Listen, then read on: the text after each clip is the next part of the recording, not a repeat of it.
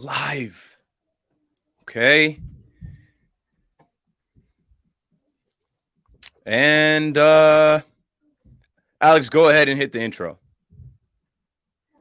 We're doing that Brooklyn Nets talk right here on Talking Nets. Brooklyn, we go hard. Go hard. Talking Nets. Hosted by Keith McPherson, Robin Lundberg, and Hudson Flynn.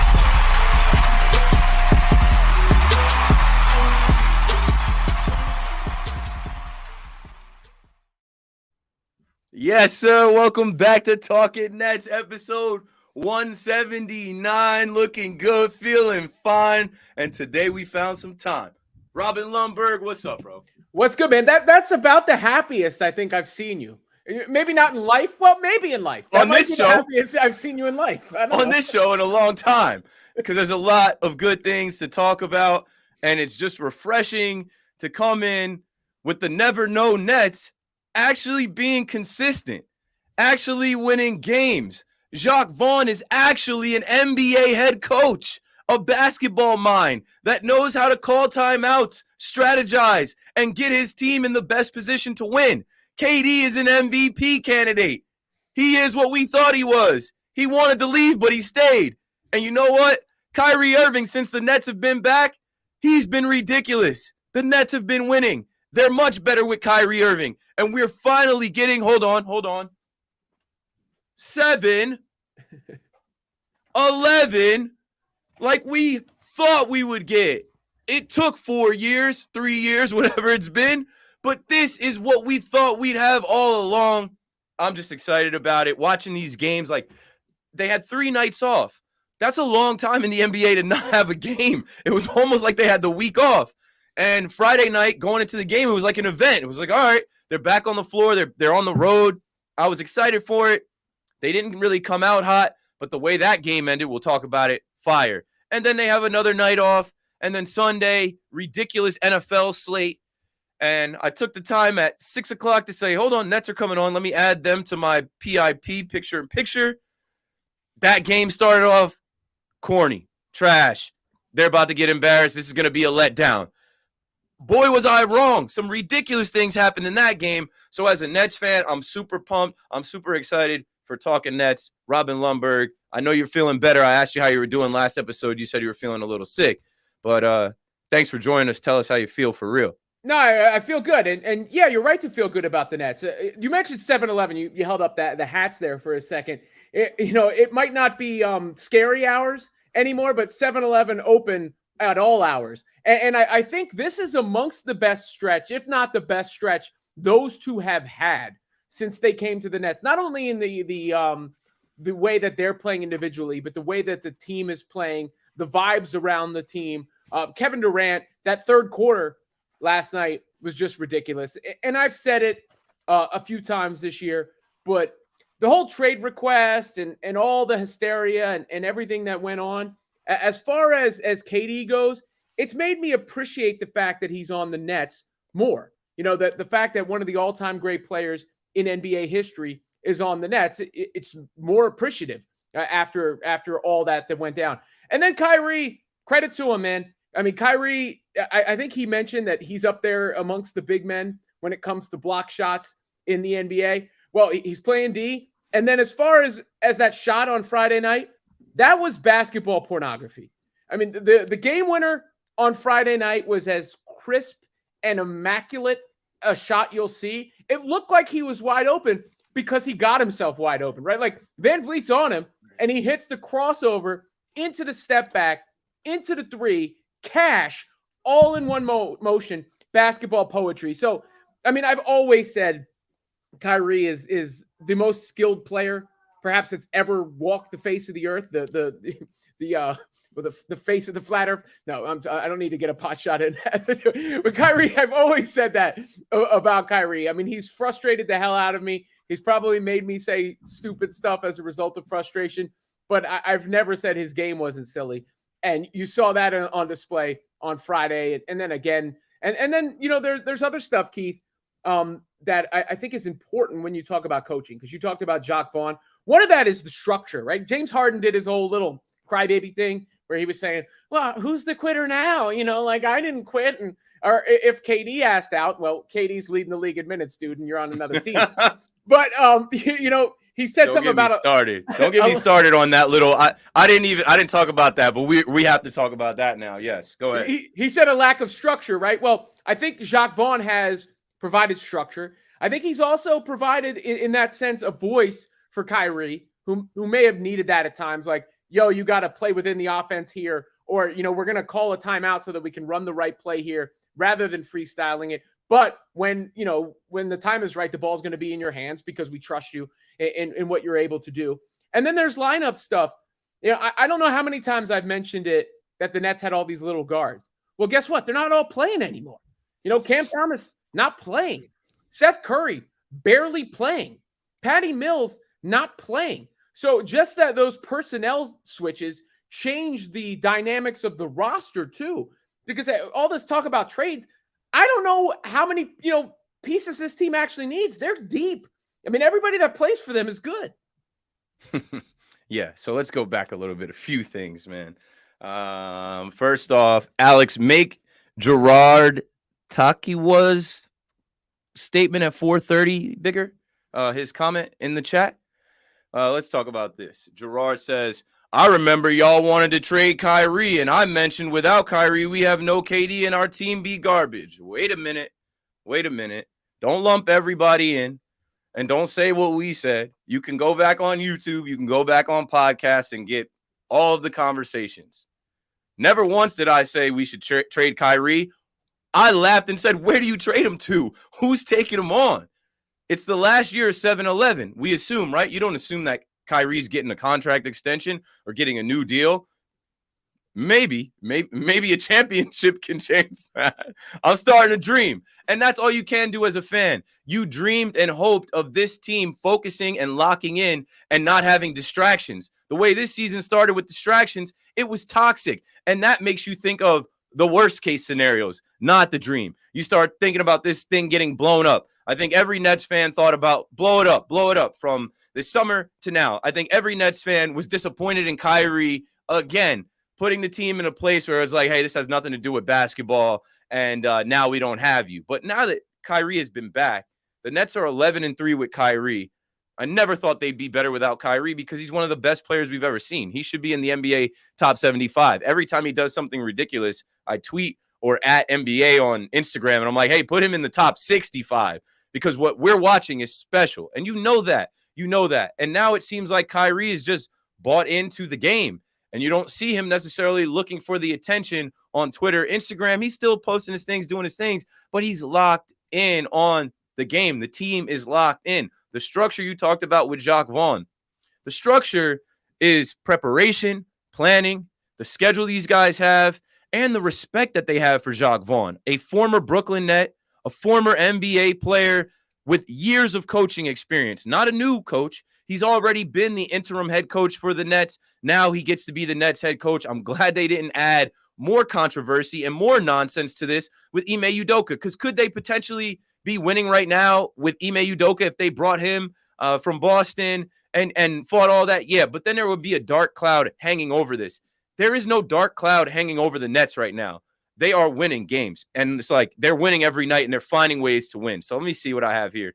Jacques Vaughn is 16-6, and the Nets have won 10 out of their last 11, 6 in a row. You think they're out of a game. They're never out of a game because they have 7-11. KD and Kyrie, this is how they drew it up. This is what you imagined as a Nets fan in 2019 when we made the clean sweep. When I was at the London series and I brought my Vince Carter jersey to London, hoping and praying that we would get KD, Kyrie, and we did.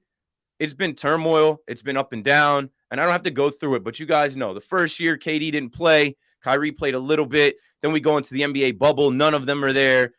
We have the Harden year, right? I don't know if there was a stretch during the Harden year that Steve Nash went 16-6. Jacques Vaughn is 16-6 right now because these guys have bought in. They believe. There's an argument out there that this is the best roster that the Nets have had around KD.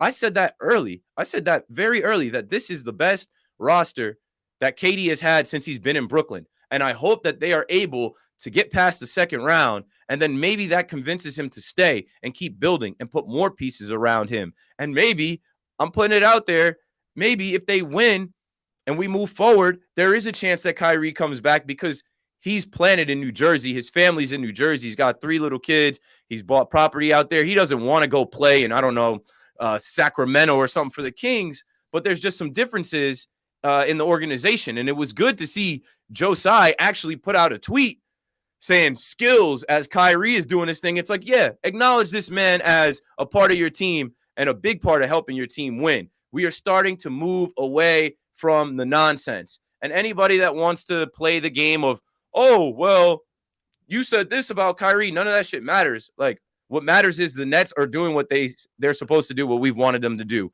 Become a team, win games, create some chemistry, and as a fan, it makes you dream of the possibilities. This team is in second place. This team is 3 games behind Boston, who got smacked by the Orlando Magic twice, and then the young Magic players trolled them. I don't know what's going on, but at 19-12, the Nets are where we imagine them to be, where we've wanted them to be. You're getting surprise performances out of guys like TJ Warren or Ben Simmons. Royce O'Neal missed some time, and he was shaky in that first game. He had 0 points, but then he hit some big shots and was better in the second game back. Nick Claxton, last year, how did last year end with Nick Claxton? Missing free throws. Sorry, that's my YouTube. Nick Claxton has had 10 different free throw shooting forms, but now he's figured it out. These guys are locked in on doing the things they got to do. The defense is better. I could go on forever, man. I am just happy as a fan that when I sit down and I commit those 2.5 hours to watching a Nets basketball game, I'm not sick to my stomach. I was a little bit sick with the start of the first half, but I knew it's the first half. They're a second half team. They're going to make adjustments at halftime. They're going to play tough in the second half, and they have the 2 best players on the floor almost all the time, Robin. Yeah, I saw John Morant talk about how tough those 2 are to handle. I don't get what the satisfaction is from the nation of Kyrie stan when they talk about like things that were said. Because I did say I wanted him off the team. I 100% said that. I know I said that. I was frustrated. 80% of people that cover the Nets or the NBA were saying, get him off the team, trade him. They should cut him. He's a distraction. He's a cancer. And you know why? Like, it's not like that's the thing. It's not like it just. It's not unfair. And it's not unmerited. No. You were talking a few years ago. You mentioned the bubble. He apparently didn't even want the bubble to happen. He wasn't there playing. Then the next year, he's on a sabbatical for whatever reason. Then the next year, when you found out there was a player who wasn't vaccinated and was going to miss the games, who was it? You knew who it was going to be, and I don't even care about the vaccine status. Then this year, again, I give the guy a clean slate. Again, it's contract year. It's got to be fine. And the whole thing happens. And to me, it's not the link. It's the way he handled himself after when I'm like, dude, you could have just made this go away. And I got frustrated. I've always believed in Kyrie's ability. I've always wanted to root for Kyrie. You know, like, I would love it if Kyrie could be my favorite player, you know, consistently. I still am not confident there's not something that's going to happen, but credit where it's due. The guy is a hooper. Like, he's touched by whatever deity, you know, the blended deity that he believes in. That is why he's had 9 lives. Yeah. That's why he's able to get 4 strikes and not 3 strikes, because he is a ridiculous basketball player. Nike dropped him, but that's because they have John Morant on the way, right? But, like, we're not the only ones that spoke on the situation, and I'm not sure exactly what was said, but it doesn't matter. All that matters is we're getting the version of Kyrie on the floor that we wanted, and so far, so good in this last month that he's been back. There hasn't been anything extra. There hasn't been any distractions. But we don't know if that's going to come in January, February, March. So fingers crossed. I'm praying for health, and I'm praying for no distractions and for them to keep playing good basketball and building on what they're doing right now. Because if you look around the NBA right now, I know we're getting to Christmas. Christmas is really the marker to start actually locking in on the league and seeing who is who and what is what. But if you're looking at the NBA right now and you're looking at the Nets, how they're currently constructed, and we've passed the 15th, and the trade deadline is the 9th, you mentioned you don't know if they even need to make a trade. Good. That's a good problem to have, because then if they do make a trade, that can push them over where like they could be the best team in the East, or they could contend with the best teams in the East, the Bostons, the Bucks. And I don't know, man. I'm starting to dream as a fan. That's all. And I know the Nets fans in the chat feel me. Like it's a good feeling to come from where we came from. Let's say this before I pass it back to you. Nets fans know misery. We know losing. We know pain. We know we can't have anything. So for this run right now, for as long as it took for 7-Eleven to come together, fuck James Harden. He's out of here. Oh, am I a quitter now? Yes. I never once saw KD quit in a game. I never, ever, it doesn't matter what jersey. He could be playing in Tokyo. He could be playing in OKC. He could be playing for the Warriors or the Nets. In the throwback jerseys, the Basquiat jerseys, the gray statement jerseys, or the regular icon jerseys, I never saw Kevin Durant sell and quit on his team. I saw James Harden quit. Shout out to those jerseys as well. I love the throwback jerseys. I think that's a big part of why the Nets are killing it. They look like the ABA Nets. Those jerseys are clean. I got to get one. I just don't know who to get.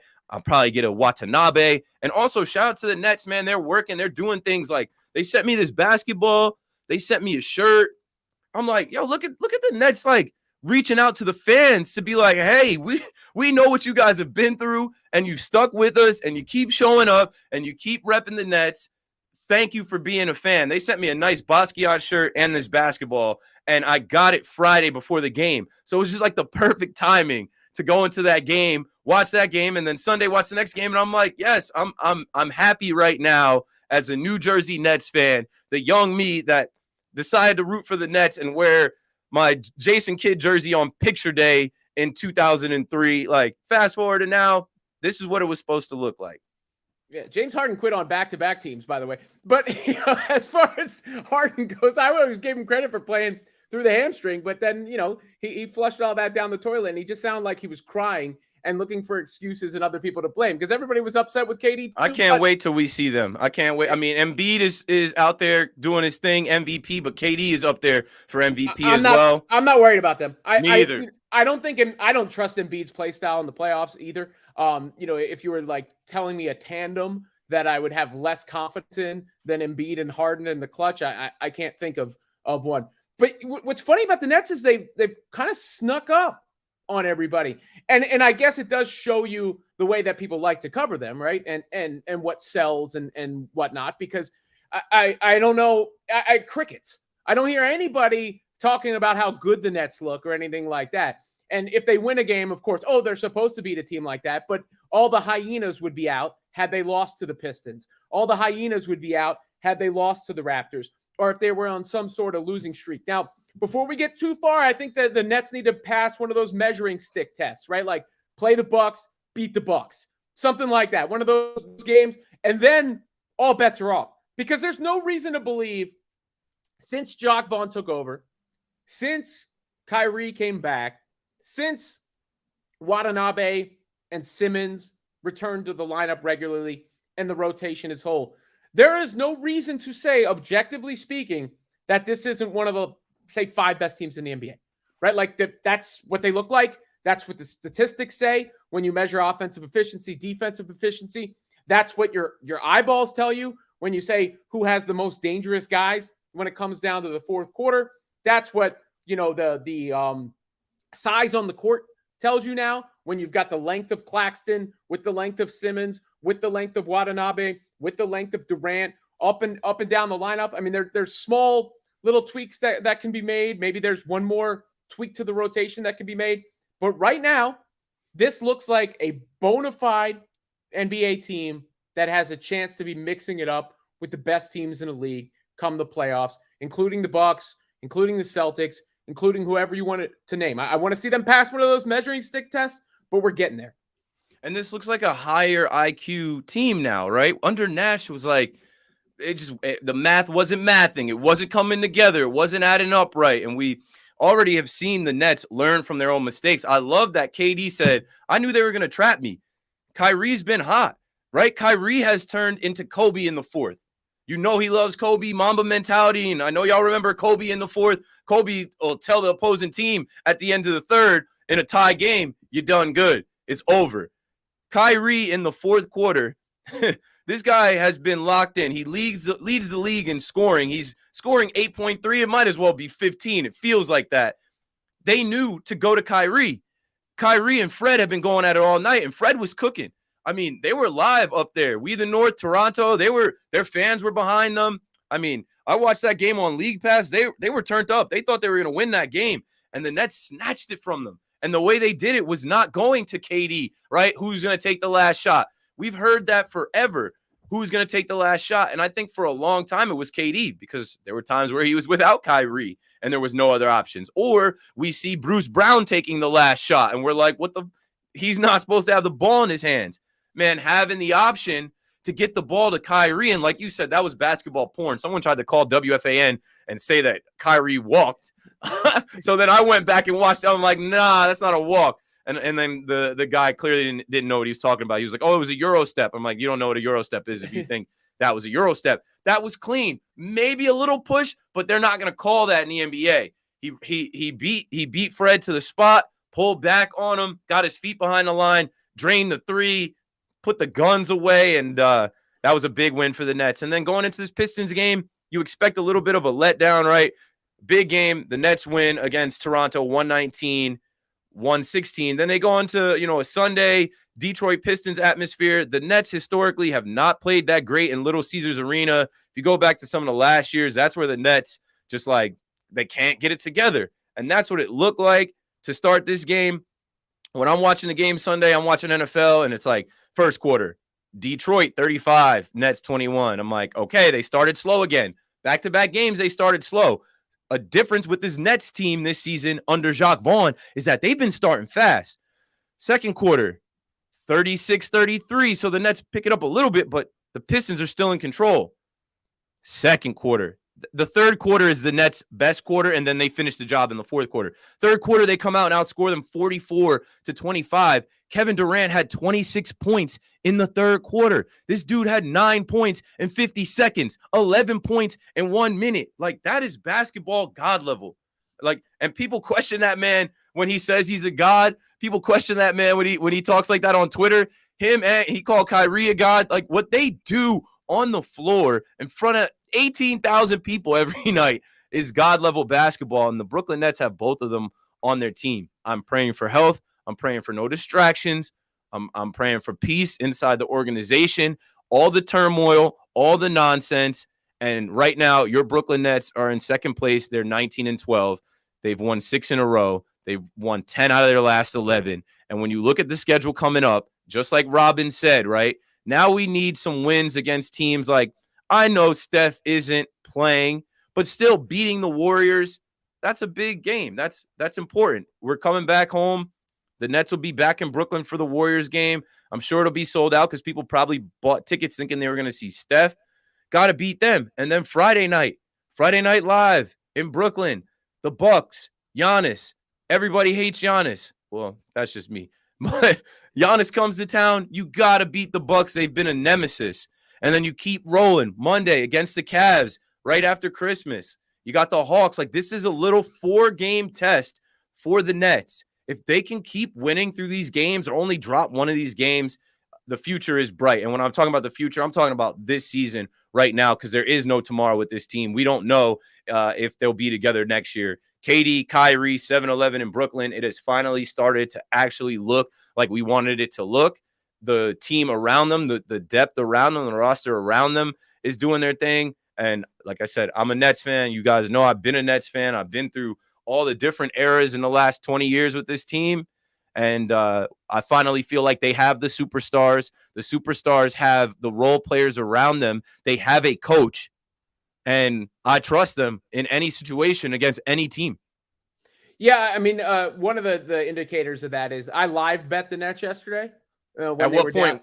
They were down like 13 points in a, What odds did you get on it? Like plus 500? I mean, I only bet $5 and won like 15, right? But like, I'd have to go look at the exact number it was. But I wouldn't have done that in the past because I would have thought, all right, this is a letdown. Now I've thought, oh yeah, the Nets are winning this game. No questions asked. There's no chance they're not going to overcome this deficit. Robin, we used to turn the game off in the second half. Nets fans used to say there's no way we're coming. The Nets used to not be able to close, right? And if you just go back to the Spencer Dinwiddie days, like we were relying on Spencer Dinwiddie to make the game-winning shot, or D'Lo to get it done, or further back than that, Brooke Lopez, Darren Williams.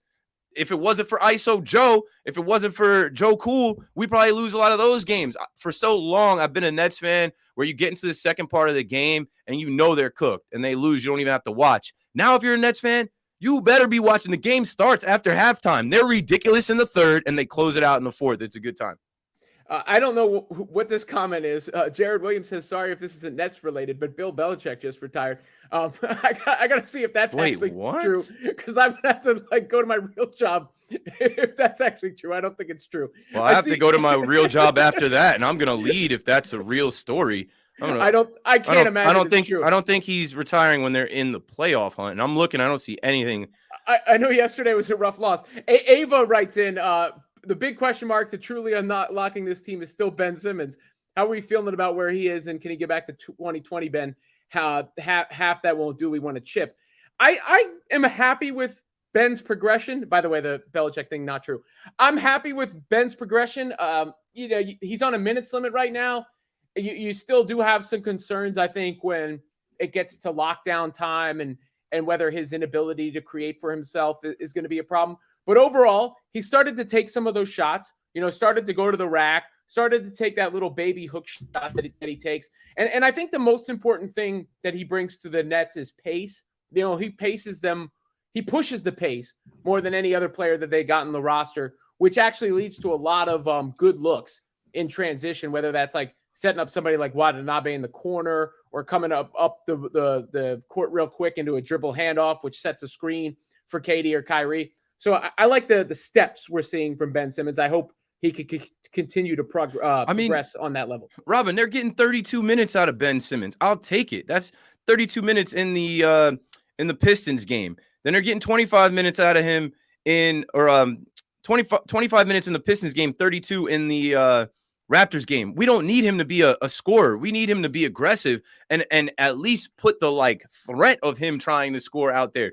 We also have him on the floor without KD and Kyrie sometimes. I watch when KD and Kyrie aren't on the floor, you think that's the time where they're going to go on runs or get cooked. They figure out how to hold their own. That's what I'm saying. This team is deep. It isn't like, oh, Kevin Durant is out. Watch out now. They're not going to be able to get it done. You got Yuta Watanabe, who's been good enough, better than good enough. He hasn't been, the Yuta, the shooter that was knocking down every single three, but he had a big three in that Raptors game when Kyrie kicked it out to him. He was ready in the moment. TJ Warren, I mentioned, he's coming along. TJ Warren is just getting back. But between Ben Simmons and TJ Warren, after they play an 82-game season, they're going to be ready for the playoffs. And pay attention when you watch the post-game press conference. They all know this is a journey, and they're all thinking about the postseason, the playoffs, the run to the finals. They all talk about it, from Jacques Vaughn to KD to Kyrie. They all know this is regular season, but what we're building towards is something bigger. This is a team that they want to be a championship contender, and I'm starting to believe. Fingers crossed. TJ Warren didn't even play in the second half yesterday, right? And here's another adjustments. But by the way, Yuta's shooting 53% from three on the season. But the point about Warren is, remember how it wasn't that long ago we were desperate, we need TJ Warren. We need TJ Warren to come save the season, that kind of thing. And now he's there and he's available and he's not even getting burned in the second half of a game because the roster's full. The roster's playing well together. Jacques Vaughn has a positive mindset, a structure. He's sound in his decision-making. He calls timeouts at the right spots. He's adjusting the lineup. And you now have bona fide guys that I think almost everybody trusts to play major minutes and really contribute. Obviously, KD, Kyrie, Claxton, Simmons, Watanabe, Sumner as off the bench as the second guard there. He seems to have won that spot. And you run out of rotation spots when Seth Curry's not playing and TJ Warren's not playing. That shows you that the guys who are playing are good. Yeah, Alex in the private chat said not true. Yeah, I also went and looked at the Bill Belichick stuff. Not true, but that's what happens. You're live, you're in the chat, people can say anything. But back to the Nets as we proceed to close this thing, because I do have to head to WFAN and talk about football. Not going to lead with Bill Belichick retired. That would have been easy money, though. What I'll say is this with the Nets. They are still experimenting. They're still trying things with their rotations and who's playing and who's not playing, and they're figuring it out. but you can figure it out when you have Katie and Kyrie going for 43 points and 38 points. You like these guys together, they're good for 30 now. Like they figured out how to share the ball, how to pass the ball enough where they can have 43 and 38 and then 28 and 32 in a night where Utah had 17, TJ Warren had 10, Ben Simmons had 10, Nick Claxton had 15. I mean, I think they're one trade away. I'm not sure who they're trying to get or who they're trying to bring in. I don't do the trade machine or really speculate because I'm not a GM. I don't know if they're trying to move Joe Harris. I don't know if they're trying to get another big in here. But all signs point to the Nets being a move or two away that you hope can take this team to another level where they're already good. We want them to get to a point where they're dominant. And with reps and games and cohesion and chemistry being built, as a Nets fan, you're just sitting back like, yes, this is finally it. This is finally the time that we've been wanting. And you're hoping that nobody does anything to burn this whole thing down, to add another distraction. And I don't really have too much to add other than that. I'm just happy to connect with everybody. We'll try and do another episode this week before we hit the Christmas break. I already mentioned the Warriors come to town Wednesday. I think I'm going to go to that game. The Bucks are here Friday, so maybe we'll be able to record Friday before the Bucks game. We'll talk about the Warriors game. And, yeah, they just got to keep winning, keep rolling. It's a good time to be a Nets fan. And I know Nets fans have gone through a ton in this KD Kyrie era. I know Nets fans have jumped off and on the boat, have said things, have felt a certain type of way, but winning cures all. And it's dope that we are in a spot right now with this Nets team where it's like, wow, who would have thought? Jacques Vaughn as the head coach and getting minutes from Edmund Sumner and Yuta Watanabe and Ben Simmons and TJ Warren figuring it out. They're looking all right. All right. So I saw Sade said, are you taking voicemails? I am. I got none. These are all voicemails from the past. And I think we did get one voicemail last week. But here, do this. Call the voicemail going into next episode. So we'll try and record Friday or Thursday and call in with your thoughts, questions, biggest things you've seen from the Nets last couple games, maybe your trade targets, your hopes for the future.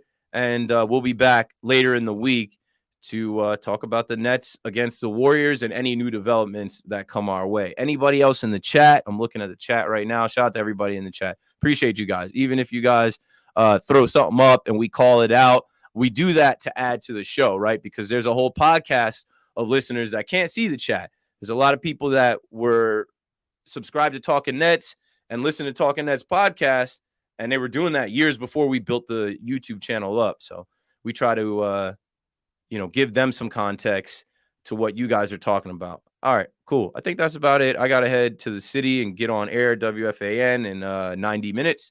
So I got to go now. Subscribe to the pod.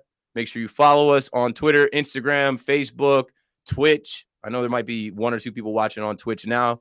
And we're going to keep building, man. I'm looking forward to 2023. If this team is rolling, we got to add some more pieces to help us crank out more content. I think I got to add someone that can consistently be on Twitter for us, consistently keep the Instagram going. I used to do that. I just now have too many commitments and too many things going on to be on it all the time. So maybe that could be you.